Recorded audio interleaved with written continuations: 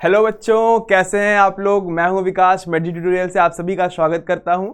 और आज हम जो टॉपिक पढ़ने जा रहे हैं that is breathing exchange of gases. Okay, ये क्लास 11th का चैप्टर है और ये बहुत इंटरेस्टिंग चैप्टर है। इसमें हम लोग समझेंगे मैकेनिज्म ऑफ ब्रीदिंग क्या होता है, उसके बाद इंस्पायरेशन, एक्सपायरेशन, एल्विलाई के बारे में समझेंगे, लंग्स का स्ट्रक्चर देखेंगे और ओवरऑल पूरी फिजियोलॉजी को समझेंगे कि कैसे हम लोग सांस लेते हैं और इसमें कौन कौन से प्रोसेस इन्वॉल्व होते हैं। ठीक है, तो लेट्स स्टार्ट बच्चों, शुरू करते हैं। जैसा कि आप सभी जानते हैं, ब्रीदिंग और एक्सचेंज ऑफ गैसेस में सबसे पहले क्या आता है जो हम लोग को पढ़ना है, दैट इज रेस्पिरेटरी सिस्टम। तो ये जो रेस्पिरेटरी सिस्टम है ये हमको सिर्फ ह्यूमंस का नहीं पढ़ना है, हमें देखना है कि जो हमने एनिमल किंगडम में पढ़ रखा है दैट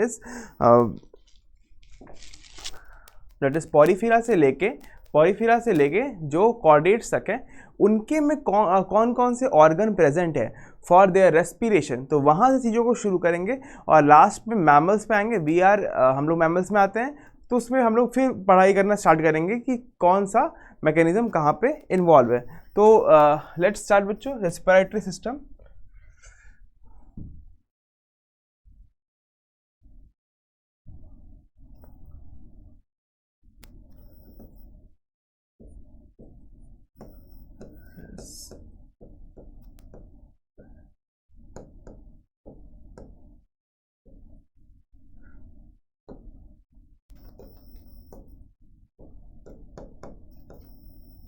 सिस्टम, अब देखो रेस्पिरेटरी सिस्टम बात करें तो सबसे पहला फाइलम जो है हमारा वो क्या है, सबसे पहला फाइलम है वो है पॉरीफेरा।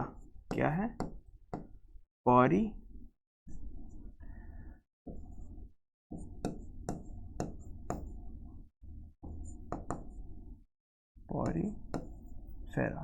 पॉरीफेरा। इसमें जो रेस्पिरेशन होता है वो कैसे होता है, जर्नल बॉडी सरफेस से। कैसे? Journal body surface, journal body surface. ठीक है, दूसरा निडेरिया। निडेरिया में किससे होता है, सेम याद रखेंगे, निडेरिया में भी किससे होता है, जर्नल बॉडी सरफेस से होता है। उसके बाद जो फाइलम है वो कौन है, डेट इज टीनोफोरा। तो टीनोफोरा में किससे होता है, टीनोफोरा में भी किससे होता है, जर्नल बॉडी सरफेस से। तो यहाँ पे लिख देंगे हम लोग टीनोफोरा, और टीनोफोरा में भी क्या होता है, जर्नल बॉडी। इसको ऐसे लिख देते हैं, GBS। ओके, फोर्थ कौन सा फाइलम है, डेट इज प्लैटीहेल्मिन्थीस। प्लैटीहेल्मिन्थीस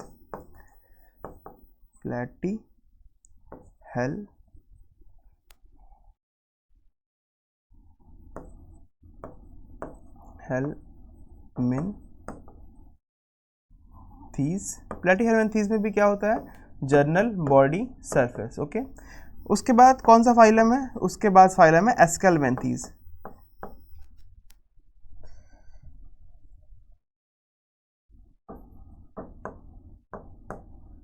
एस्केलमेंथीस में भी जर्नल बॉडी सरफेस। एस्केलमेंथीस के बाद कौन आता है बच्चों, एस्केलमेंथीस के बाद कौन आता है, तो एस्केलमेंथीस के बाद आते हैं डेट इज एनीलिडा।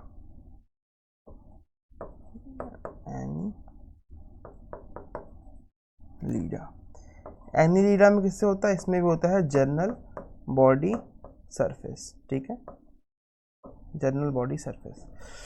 नेक्स्ट, अब याद रखो कि जब भी हम लोग नेक्स्ट फाइलम में डेट इज आर्थ्रोपोड्स।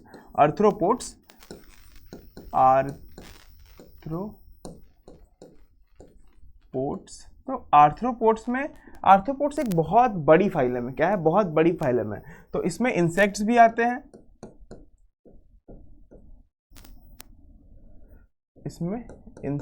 आते हैं, ठीक है। और कौन आता है, एरिकेनॉइड्स, डेट इज जो स्कॉर्पियन होता है, स्पाइडर होता है, वो सब भी आते हैं। तो यहाँ पे लिख सकते हैं स्पाइडर, स्पाइडर, ठीक है।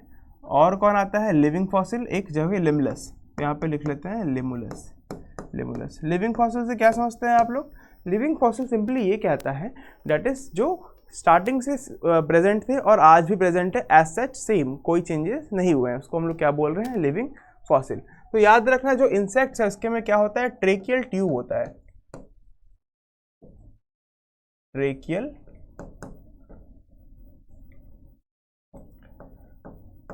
ट्यूब होता है, ठीक है। स्पाइडर में याद रखोगे, स्पाइडर में याद रखोगे, सॉरी स्पाइडर में याद रखोगे, स्पाइडर में रेस्पिरेशन के लिए क्या होता है? तो यहाँ पे होता है बुक लंग्स, ठीक है, बुक लंग्स, ठीक है। That is modified lungs, okay, nothing, ये कुछ नहीं है, ये क्या है? मॉडिफाइड लंग्स है। और लास्ट में जो लिमलस है, लिमलस के पास क्या होता है? इनके पास भी होता है बुक गिल, ठीक है। ऑब्वियसली पानी में रहते हैं और इनका स्ट्रक्चर गिल से मॉडिफिकेशन ऑफ गिल्स है, तो that is called book Gill. Book Gill ऐसे कुछ बहुत बड़ी चीज़ नहीं, बुक शेप का होता है, तो that's why we called it book gill and book limbs, ठीक है। लैमिला प्रेजेंट होता है, एक्चुअली स्ट्रक्चर देखोगे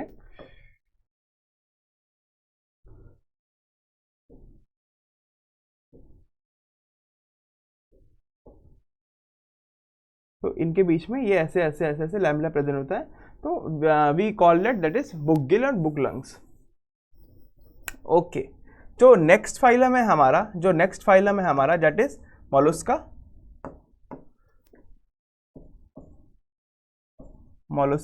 तो मोलस्का में दो होते हैं, जो कि एक तो वो होते हैं जो कि लैंड पे रहते हैं और दूसरा वो होते हैं जो कि पानी में रहते हैं। तो जो लैंड पे रहते हैं उनके पास है गिल, और सॉरी जो वाटर में रहते हैं उनके पास है गिल, जो लैंड पे रहते हैं उनके पास है लंग्स। लंग्स थोड़ा इनका अलग होता है, that is called vascularised bag, उसको बोलते हैं vascularised bags, that is lungs, okay. तो जो वाटर है, एक्वेटिक है, जो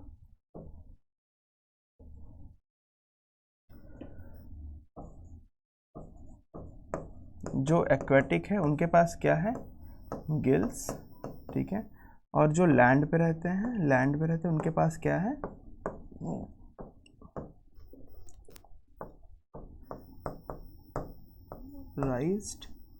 वेस्कुलराइज्ड बैग, ठीक है, ब्रैकेट में लिख दो लंग्स। अब नेक्स्ट फाइलम क्या है? नेक्स्ट फाइलम है that is echinoderms. Next phylum क्या है? वो है इकाइनोडर्म्स, ठीक है। इकाइनोडर्म्स में हमने आप लोगों को पढ़ाया है वाटर वेस्कुलर सिस्टम, तो उसी से रेस्पिरेशन हो जाता है, ठीक है। तो यहाँ पे लिख देते हैं वाटर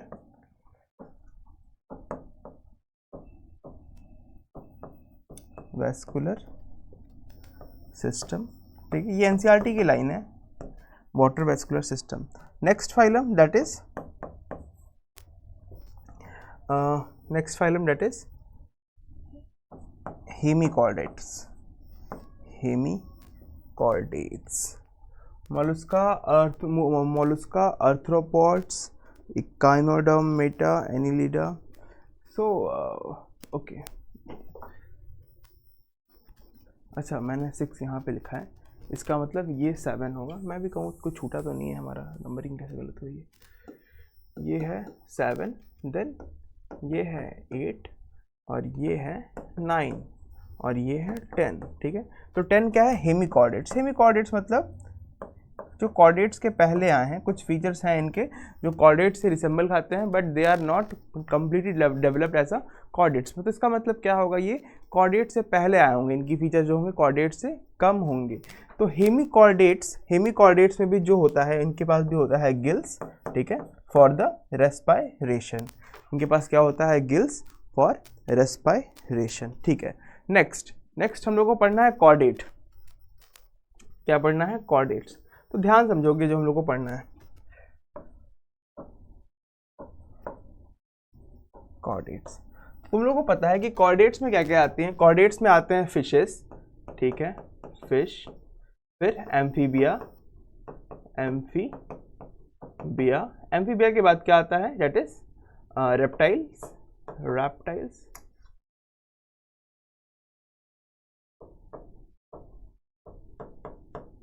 रेप्टाइल के बाद क्या आता है, दैट इज एप्स, और फिर हम लोग किस में आते हैं, मैमल्स में आते हैं। तो याद रखना, इस चीज़ को याद रखना, फिश में गिल्स होता है, ठीक है, ये तो वेरी क्लियर है कि फिश में क्या होता है, गिल्स होता है। मगर जब भी एम्फीबिया से बात करते हैं हम लोग यहाँ तक, एप्स तक, तो यहाँ पे होता है लंग्स, ठीक है, लंग्स। बीच में हमने एक फ्रॉग पढ़ा है, तो जो फ्रॉग है उनके पास 3 चीज़ें होती हैं रेस्पिरेशन के लिए, एक स्किन होता है, एक बकोफेरेंजियल रेस्पिरेशन होता है, और एक लंग्स होता है। लंग्स जो होता है वो लैंड पे होता है, जब वो लैंड पे सर्वाइव करते हैं तो उनके पास लंग्स का भी यूज़ करते हैं, स्किन का भी यूज़ करते हैं, और बकोफेरेंजियल भी करते हैं। लेकिन जब वो वाटर पे रह रहे हैं या फिर हाइबरनेशन में रह रहे हैं, तो तब वो कौन से रेस्पिरेशन करते हैं, वो स्किन पे करते हैं, ठीक है। तो यहाँ पे फ्रॉग का आप लोग लिखेंगे, लिख दो एक एक्सेप्शन में,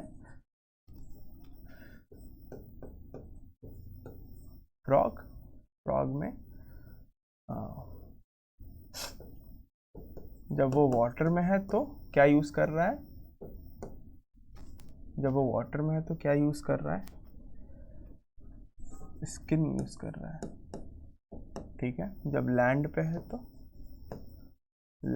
तो क्या यूज़ कर रहा है, लंग्स यूज़ कर रहा है, प्लस स्किन यूज़ कर रहा है, प्लस बकल कैविटी यूज़ कर रहा है, ठीक है। तो I hope it is very clear कि कैसे डिफरेंट ऑर्गेनिज्म में रेस्पिरेशन के लिए कौन कौन से ऑर्गन रिस्पॉन्सिबल है। यहाँ से सिंपली 1 मार्क्स का क्वेश्चन आ जाता है, और ये बहुत ज़्यादा कॉम्प्लिकेटेड भी नहीं है, तो आई होप ये वेरी इजीली आप इसको लर्न कर सकते हैं।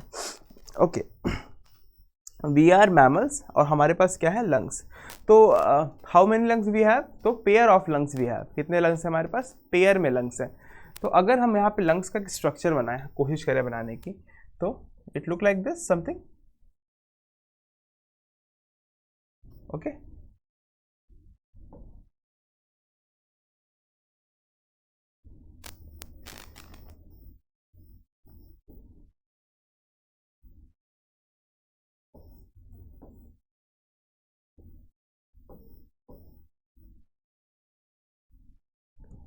ओके, सिर्फ लंग्स को रहने देते हैं, ठीक है।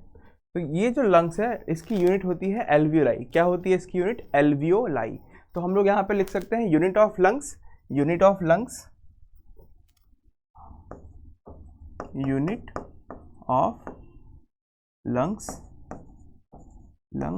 क्या है, तो ये एल्वियोलाई, ठीक है, एल्वियोलाई। अब हम लोग को समझना है कि ये जो एल्वियोलाई है, यहाँ पे एक्सचेंज ऑफ गैसेस कैसे होता है। तो समझो स्टेजेस ऑफ रेस्पिरेशन, तो सबसे पहले याद रखोगे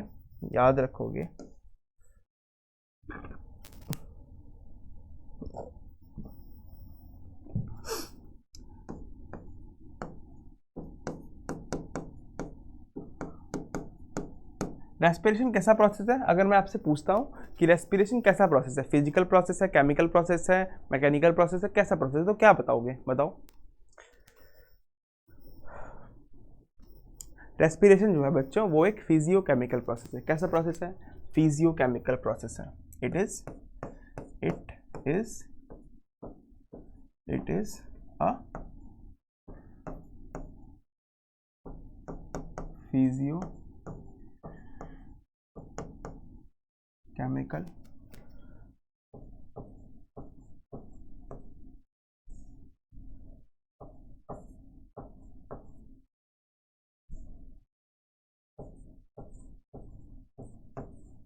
प्रोसेस। अब समझोगे कि फिजियोकेमिकल का मतलब क्या है, मतलब फिजिकली भी कुछ चीज़ें हो रही हैं और जो केमिकली होती हैं वो तो होती ही हैं। तो स्टेजेस ऑफ रेस्पिरेशन जब हम लोग पढ़ते हैं, अगर हम लोग पढ़ें stages of respiration,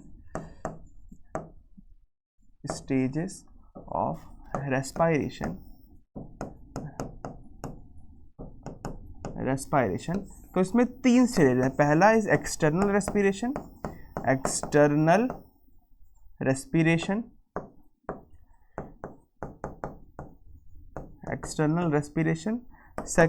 second is internal respiration,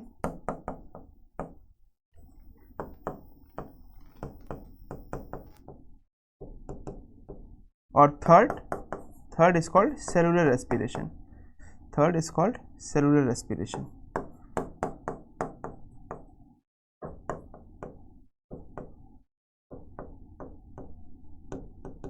ठीक है, इन तीनों प्रोसेस को समझोगे, बहुत कंफ्यूजन होता है बच्चों को ये तीनों प्रोसेस कब और कहाँ पे होते हैं। तो सिंपली देखो, ब्रीदिंग का मतलब क्या है? ब्रीदिंग का मतलब है इनहेल और एक्सहेल करना। क्या करना? इनहेल और एक्सहेल करना। व्हेन वी आर इनहेलिंग, जब हम लोग सांस को अंदर ले रहे हैं, ठीक है, तो एयर जो है जा रहा है इनसाइड द लंग्स, तो ये एयर जा रहा है, ना कि सिर्फ ऑक्सीजन जा रहा है। इट मीन्स इसके पास और भी डिफरेंट गैसेस हैं। तो इसमें ये जो लंग्स है, ये जो लंग्स है, इसके पास मैंने क्या बताया आपको, पहले बताया कि इनके पास एल्वियोलाई है। ये क्या हो रहा है?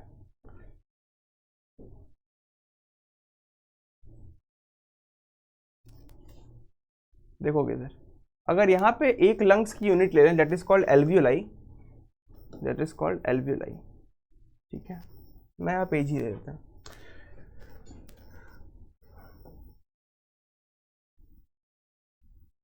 ये सपोज करो कि एक बंदा है, ठीक है, इसने क्या ली? सांस, हमें सांस दिलाना है इसे। इसने क्या किया? ब्रीदिंग, ब्रीदिंग किया। पूरा प्रोसेस लिखेंगे पे यहाँ पे, क्या किया?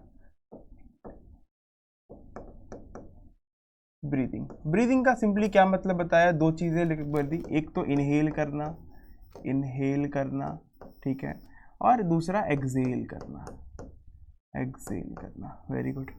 अब यहाँ पे क्या प्रेजेंट है बच्चों? यहाँ पे इनका क्या प्रेजेंट है? मैंने क्या बता दिया, यहाँ पे प्रेजेंट है इनका लंग्स। लंग्स का एक साइड बनाएंगे सिर्फ, ठीक है। ओके, ये गायब हो गया।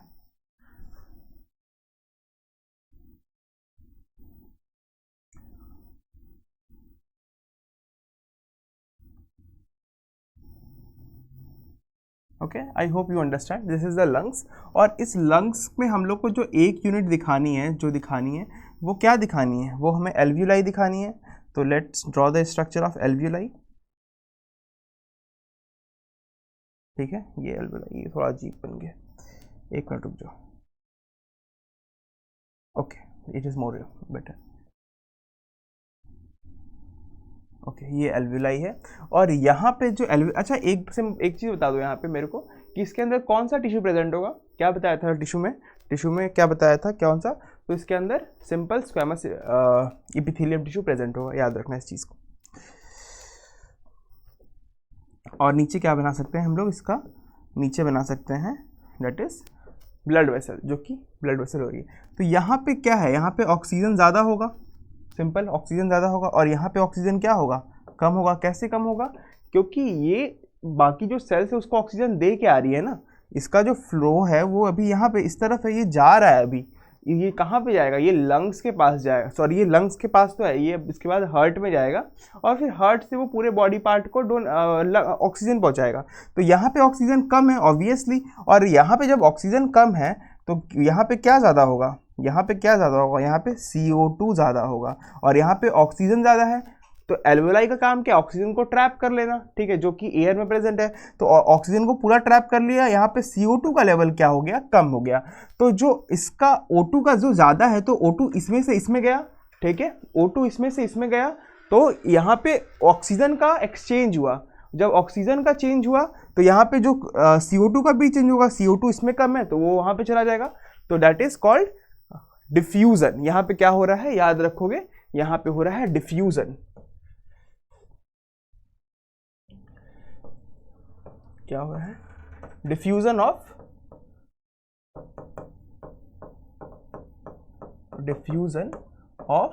किसका? O2 एंड CO2, ठीक है। और इसी को हम लोग बोलते हैं दैट इज कॉल्ड यहाँ पे जो हो रहा है, इस चीज को इधर लिखते हैं, इसको यहाँ पे ये जो हो रहा है इसको हम लोग बोल रहे हैं एक्सटर्नल रेस्पायरेशन। ओके, क्या बोल रहे हैं इस चीज को? External respiration. नेक्स्ट, यहाँ से इसका काम क्या है? सपोज करो कि ये ब्लड वेसल हुआ, और ये पूरा जो ब्लड है ये किसके पास गया? ये 4 चैम्बर्ड हार्ट के पास गया, यहाँ पे। तो ये क्या है आपका? राइट एट्रियम, ये क्या है आपका? लेफ्ट एट्रियम, ये क्या है आपका?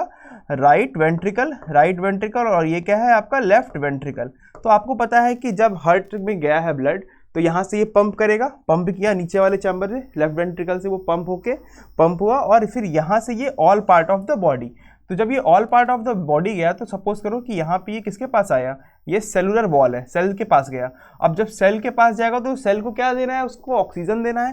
तो यहाँ वाला ऑक्सीजन जो है ये यहाँ पे आ गया O2 और इसके पास क्या था, जो एंड प्रोडक्ट ऑफ ऑक्सीडेशन है डेट इज CO2। तो CO2 जो हो गया ब्लड वेसल के पास आ गया, CO2 यहाँ पे आ गया, एरो यहाँ का दे दो और ये एरो यहाँ पे दे दो। तो यहाँ पे जो डिफ्यूजन हो रहा है, यहाँ पे जो एक्सचेंज ऑफ गैसेस हो रहा है that is simply called internal respiration. क्या हो रहा है इसको, इंटरनल रेस्पिरेशन, इंटरनल रेस्पिरेशन, ठीक है। अब इन सेल्स को जो ऑक्सीजन मिली है, क्या मिली है, ऑक्सीजन मिली है। तो इस ऑक्सीजन का यूज करके वो क्या बनाएंगे, एनर्जी, और उस एनर्जी का जो फॉर्मेशन होगा, जो प्रोसेस होगा उसको बनाने को that is called cellular respiration, ठीक है। ये इस O2 से क्या बना दिया, दैट इज C6H12O6, ठीक है। और ये जो पूरा प्रोसेस है इसको बनाने का, यहाँ पे inside the cell, inside the cell, और इसको क्या बोल रहे हैं हम लोग, सेलुलर रेस्पिरेशन,